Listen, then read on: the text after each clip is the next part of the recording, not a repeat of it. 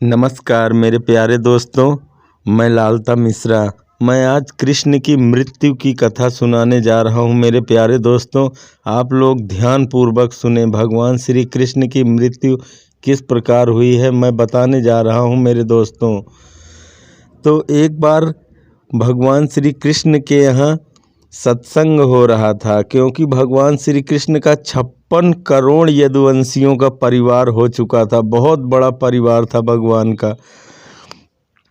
तो जब किसी गांव में छोटे मोटे मंत्री नेता हों तो उस गांव के लोगों का भाव बढ़ जाता है, सातवें आसमान पर पहुंच जाता है। तो सोचिए, जिस गांव में भगवान श्री कृष्ण स्वयं साक्षात विराजमान हो, उस गांव के लोगों का भाव कितना बढ़ा हुआ होगा।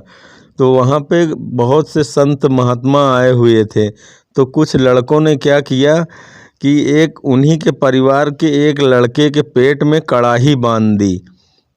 कड़ाही बांध के और उसको साड़ी पहना के, कपड़े पहना के ले जाके महात्मा के सामने खड़ा कर दिया और बोला, महात्मन आप परम ज्ञानी हैं, आप ये देख के बताएं कि हमारे भाभी जी को लड़की होगी या लड़का होगा।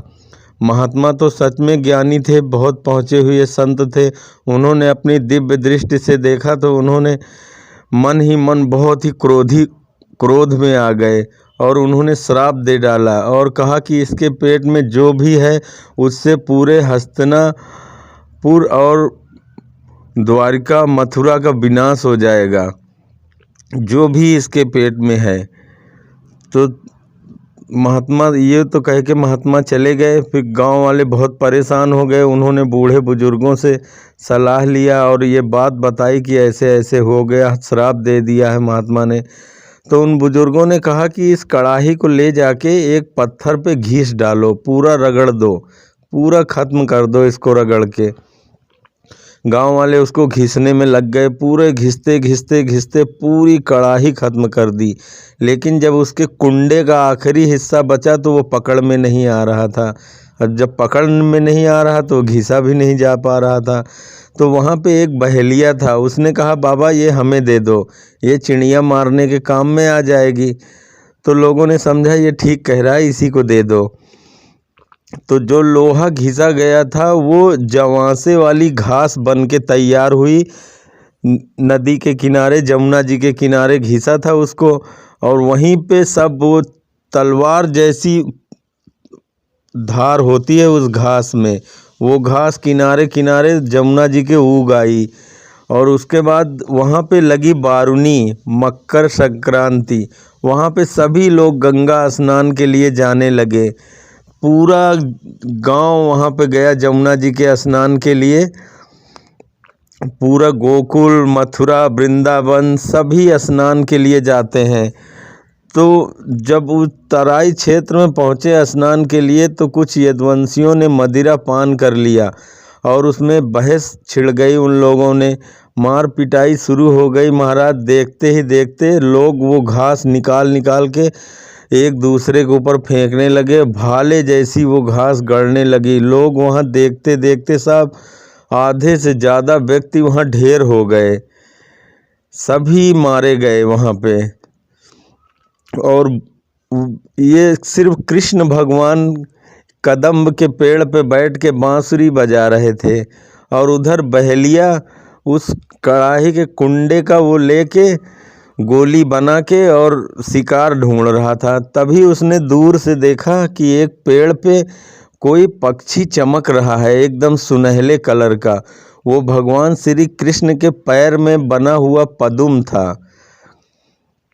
अब तक पदुम सिर्फ 2 ही लोगों के पैर में सुना गया है। एक तो मलखान सिंह थे, जिनको पृथ्वीराज ने भाला गड़वा दिया था, जिससे उनका पदुम फटा तो उनकी मृत्यु हुई। और दूसरे भगवान श्री कृष्ण थे, जो बहेलिए ने उसी कड़ाही के कुंडे को गुल्ले में लगा के और ऐसा वार किया कि वो सीधा जाके उसी पदुम पे लगा। कृष्ण भगवान का पदुम फट गया और जब फटा तो कृष्ण भगवान नीचे गिर गए वृक्ष से।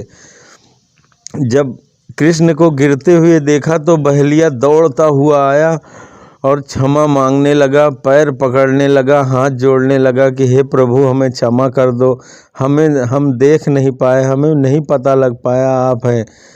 तो कृष्ण ने कहा कि क्षमा मांगने की कोई ज़रूरत नहीं है, मेरा समय आ गया है, मेरा सिर्फ इतना काम कर दो कि आप हस्तिनापुर चले जाओ और वहाँ युधिष्ठिर अर्जुन इन लोगों को हमारी ये सूचना सुना दो कि कृष्ण भगवान की अंतिम सांस चल रही है, वो लोग आके मिल जाएं। बहलिया बेचारा भागता हुआ गया हस्तिनापुर जाके उसने बताया तो उसकी बात का विश्वास ही नहीं किया किसी ने। बोले ऐसे कैसे हो सकता है कि बोला कि महाराज तराई क्षेत्र में वहाँ युद्ध हो गया, सारे यदुवंशी आपस में लड़ रहे, आधे से ज़्यादा लोग तो मर गए और वहाँ कृष्ण भगवान के भी पैर में उनका पद्म फट चुका है, उनकी भी अंतिम सांस चल रही है। लोगों ने उस बहलिया की पिटाई कर दी पकड़ के, बोले तू झूठ बोल रहा है, कृष्ण भगवान की अंतिम सांस चलेगी। लोगों को विश्वास ही नहीं हुआ, पर उसने ईश्वर की शपथ लेके कहा कि आप हमें जिंदा मत छोड़ना, सूली पे चढ़ा देना, एक बार चल के देख तो लो। ये बात सुन के सभी हस्तिनापुर वाले निकल के भागने लगे वहाँ से। जिसने भी सुना कि कृष्ण भगवान की अंतिम सांस चल रही, सभी प्रभु से मिलने के लिए चल पड़े वहाँ से। आके उन्होंने देखा तो जैसे बहलिया ने बताया था वैसा ही हो रखा था। तो कृष्ण भगवान ने अंतिम मुलाकात की सभी पांडवों से, सभी हस्तिनापुर वालों से, और जो भी गोकुल वृंदावन मथुरा के लोग बचे हुए थे, और उन्होंने कहा कि आप लोग हमें जमुना जी में प्रवाहित करके कोई फिर पीछे मुड़ के नहीं देखेगा। तो फिर एक चंदन की पेटारी बना के उसमें बढ़िया, और उसमें उनकी बॉडी को रख के भगवान के, और उस जमुना जी में प्रवाहित कर दिया। सभी लोग चले जा रहे थे, पर अर्जुन जो कि उनके सखा भी थे, तो वो बहुत ही ज़्यादा कृष्ण से प्रेम करते थे, उन्होंने पीछे मुड़ के देख ही लिया। भगवान ने कहा था कोई हमें पीछे मुड़ के नहीं देखेगा, और अर्जुन ने देखा। इसका नतीजा उनके अंदर जो प्रभु की शक्तियाँ थी वो सब नष्ट हो गई, जो उनका गांडीव धनुष था वो नष्ट हो गया। तो सभी लोग बड़े दुखी मन से वापस लौट रहे थे हस्तिनापुर। तो रास्ते में कोल भील नामक लुटेरे जो थे, उन्होंने पूरे हस्तिनापुर वालों को घेर लिया और सबको लूट लिया। जितने भी सोना चांदी गहने पहन रखे थे सब लूट लिए वो लोग। वहीं पे तो एक दोहा कहा गया है कि पुरुष बली नहीं होत है, समय होत बलवान, और भील ही लूटे गोपी को, वही अर्जुन वही बाण। कि वही अर्जुन और वही धनुष बाण है जिसने पूरा महाभारत समाप्त कर दिया। और अर्जुन देख लो, तुम बलवान नहीं, समय बलवान होता है। आज तुम वही अर्जुन हो और तुम्हारा वही धनुष बाण है। और कैसे कोल भील बहलियों ने लूट लिया पूरे हस्तिनापुर गोकुल मथुरा को। कृष्ण भगवान की अंतिम विदाई करके सभी लोग अपने दुखी मन से हस्तिनापुर गए।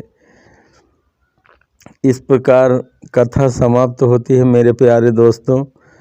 अगली कथा फिर हम लेके उपस्थित होंगे, तब तक के लिए धन्यवाद। जय श्री कृष्ण।